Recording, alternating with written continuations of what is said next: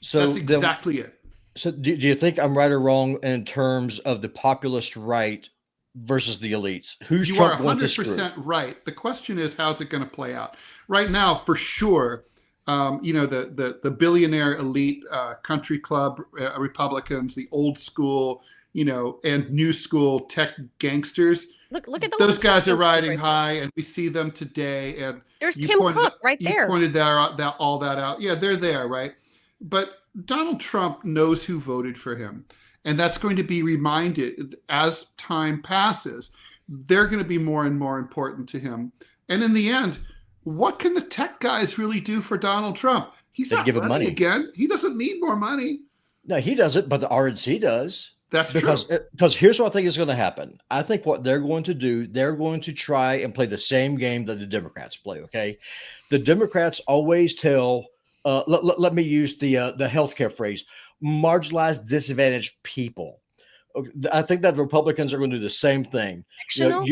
You're getting screwed over. You need me to come fight for you. Meanwhile, I'm sorry, how's your cost of living doing for you? Is your rent cheaper? Are you able to afford your groceries? Are you able to afford your bills? What my question is here I am in my flannel shirt here in the middle of nowhere, Montana, where it's 5 below zero. What is Trump going to do for me? I think he's going to tell me to piss off, because he does not care about me. Well, the Republican Party cares about the money, and I don't think Trump gives a crap. Well, that's going to be the big story, though, of this administration, is that big fault line. I mean, right now, the Democrats get to kick that can down the road, although it destroyed them in the last election. It's why their own fault line is why Harris lost. But there's going to be a reckoning. Right now, there's going to be the Republicans are going to stick together because there's going to be a flurry of legislation and executive orders. A lot of stuff is going to happen. A lot of stuff is going to get done. Some of it surprising, some of it not surprising. I'm very curious to know what SOPs are going to be in it for the populist right, for the MAGA movement. I'm curious to know if there's going to be any kind of moves to try to, maybe go for the Bernie Sanders side of the Democratic Party and see if they can get some of those people. I'm suspecting probably not, but if they're smart, they should, will. But they probably won't. Because I love Angie Wong and Steve Hugo to death. Y'all both know that. I think they're great people. But me too. But to say that there is not a divide in the MAGA movement is an abject denial of reality. There 100% is. There's a divide. 100%. And they have the Democrats. They don't ever throw an olive branch to their people. If the Republicans do that, they win in 4 years. True. If they don't, no matter who takes the helm, I think. Well, here's me it personally. It might not be a MAGA movement, but you'll still have the Republican Party. Yeah, I mean, it'll depend, right? Because if you have someone that comes up and says, "Mr. President, you can't fight inflation by creating more inflation. You can't strengthen the dollar by weakening the dollar. If you start taking care of bread and butter issues." But isn't that what Elon and Vivek claim that they're going to do? That Doge is going to, I mean, Elon is literally going to have an office at the White House. He's going to be in Trump's ear. I mean, I feel like he's like Mr. Populist, Elon is, right? And he's going to be like, this isn't good that you're going to expand the government. I'm here to cut it. That's what you put me in charge of. Like what you're doing here is going to increase inflation. Or do you think he's just too out of touch because he's a gazillionaire? The dude supports H-1B visas and driving down wages when we were in a hyperinflationary period. Elon Musk does not give a crap about Main Street. He cares about Wall Street. True. They are all out of touch, Manila.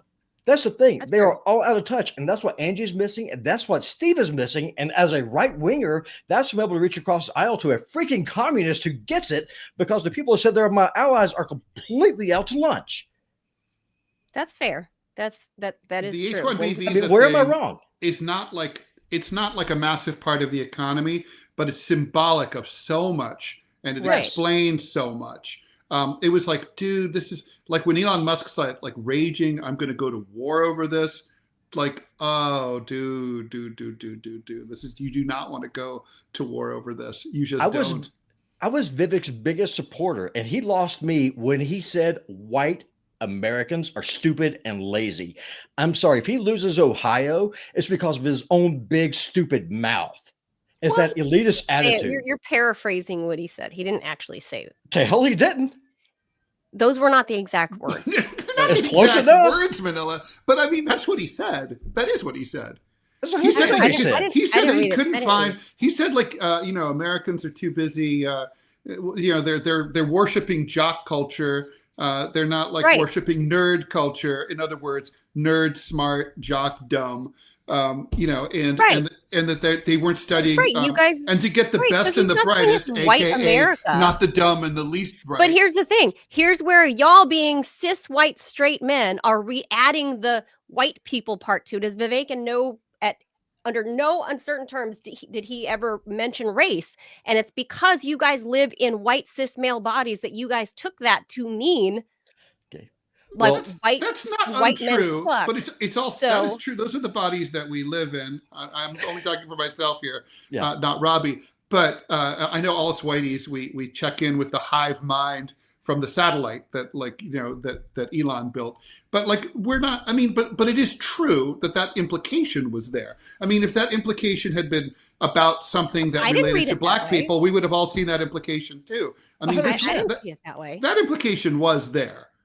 Oh, 100%. I And here's the didn't thing. see that. And white males that- feel but really that- beleaguered. It's part of the but reason that Kamala Harris implies- lost. But that implies American culture is still, in fact, cis white straight males, and I That don't does view not it imply that way. that at all. That's what you guys are saying. You guys are Okay. saying what Vivek said. No, Vivek is talking basically about a slight importing. on white dudes. He's Vivek- talking about importing STEM workers from brown countries like India and Pakistan, right? Vivek and Musk are both talking about saying that the Native American population is too lazy and too stupid to do the work. Right. Not the That Native is- American. that- let me- caveat. that hold is- on. Not the Native American population. The Not about American born. Indians. I'm talking about American-born. legacy Americans. I'm not talking about He's saying U.S. citizens of all Yes. colors and shapes and sizes. Correct. right? American born people. Sure. Yeah, Correct. of whom roughly half are whiteys, right? So we are the biggest ethnic group. So I don't really blame Robbie for taking it personally. He did say, I mean, it would just makes my blood boil having been a STEM major at an expensive engineering school. I know that like there are tons of brilliant, underemployed and unemployed STEM qualified, brilliant people right here in the US who can't get jobs, and they will tell you, do not take my word for it. You do a Google search, you will find all sorts of stories that are just will make your blood boil of people who say that they were forced before they were laid off 3 months later to train their Indian or Bangladeshi replacement who was getting 60% of the pay, and they didn't have anything personally against them. This is a massive problem. It's not like this has happened one time at one asshole company. This is a systemic issue. And basically you'd be a fool to major in STEM given the fact that they're outsourcing these jobs. I mean, Yeah, well, it boils down to the paycheck. in fact, let's just say for right? the sake of So, but- argument that Vivek is correct about what he said, right? Let's assume that. It's not true, but let's No, say wait, it hold is on. true. But these are let's parse these two Oh wait, things let out me real quick. finish this. Let me finish my thought. So if he says, so if Vivek is right, okay, so what's the message? All right, so you're 17 years old, you're trying to figure out, you're going to college, you figure out what you want to major in. So he's saying, well, you people are too dumb, so therefore we're going to like recruit foreigners. Well, if I'm 17 years old and a brilliant math student, which I was a brilliant math student, it's like, I might think, you know what, I'm not going to be able to get a job because they're going to import all these foreigners to do it. So I'll major in something else. This is literally disincentivizing Americans from majoring in math and science. So what I was going to say is that we're arguing two different things and kind of confusing the 2 points. Is two things can be true at once: that H-1B visas bad for Yes. America, but also Rancid, disgusting. but also American culture can also be bad. And I think that was the point I'm arguing.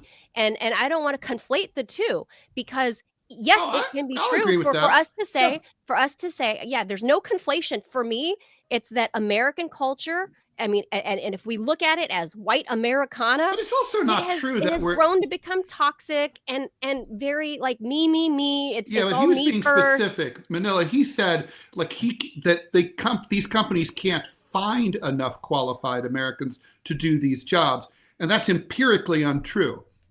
I think that most likely y'all probably both agree. Y'all see the work that I do here on the TMI show. I do a lot of it. Yeah. Mm-hmm. I think y'all probably agree that with my current job where I currently work, I'm probably one of those unemployed or underemployed Americans. Yeah, I would probably be doing a lot more than what I currently am. 100%. The barrier to entry is I don't have a college degree. Mm-hmm. I've never had the chance to get one. It will never happen. I will never own a house. It will never happen. This so-called American dream, I can never get. And the reason why I can't get it is because the inflation is so high because of all the debt, all the dollars government keeps printing out, destroying the purchasing dollar, the purchasing power of the dollar. The lifestyles that the two of you have, God bless you, I love you both. I will never get there. I've never had the chance. And there are millions and millions of Americans just like me who work their asses off, who root hog or die every single day, who never had a chance because you have a piece of paper. And because you have that piece of paper, those companies are going to keep importing other people from outside the country, either legally or illegally, to drive down their wages, well, even to increase their against profits, people like me and Ted, complete screwing the middle class. Well, even the people with the pieces of paper. That's what is right? now the working class. That's what we're saying. And that's what us commies are about, class consciousness. If you know what class you're in, that's and again, I'm not crapping the battle on you right there. I hope that I'm not crapping on y'all. None at No, all. I hope that y'all know that. I hear you loud and clear. Yes, my question is what is Trump going to do for the people who turned out for him in Gary, Indiana? What is he going to do for the people who turned out in Louisville, Kentucky?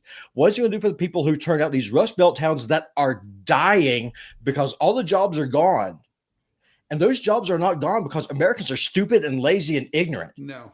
They're gone because it is the model. It was a policy. Deindustrialization was a bipartisan policy for 100%. Decades. That began with NAFTA. They plotted it. It didn't begin with NAFTA.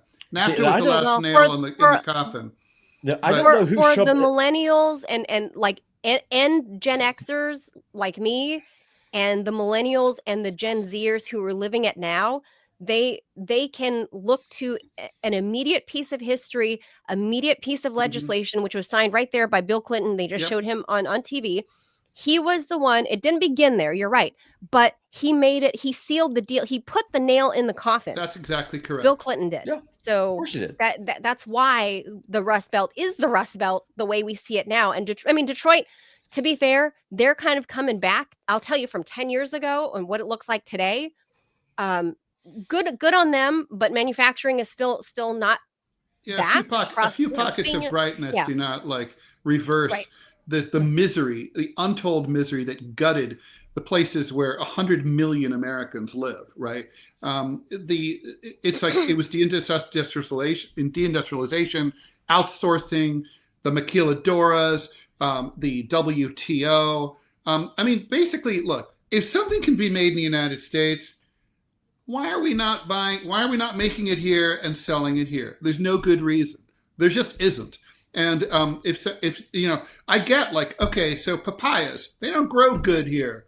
So let's import them. Mangoes. They don't grow. Although with climate change soon they'll be growing in Montana. But we definitely. I don't understand. For example, why we allow foreign cars in the United States. We have major auto manufacturers right here in the U.S. Why are our foreign cars even allowed to be sold? I wouldn't allow it. So, again, these are the questions that Trump needs to decide. The Republican Party needs to decide that the Democrats walked away from working class people, 100%. They went to the Republican Party. They became neocons under the Clintons. That's what happened. But I completely agree. But for my foreign point, policy, and then for business, like the same big money. But the point that I'm trying to make is that the Steve Gills and Angie Wongs of the world need to realize is that the people the populist right who turned out and put Trump in office, they will not be there in 2 years or 4 years.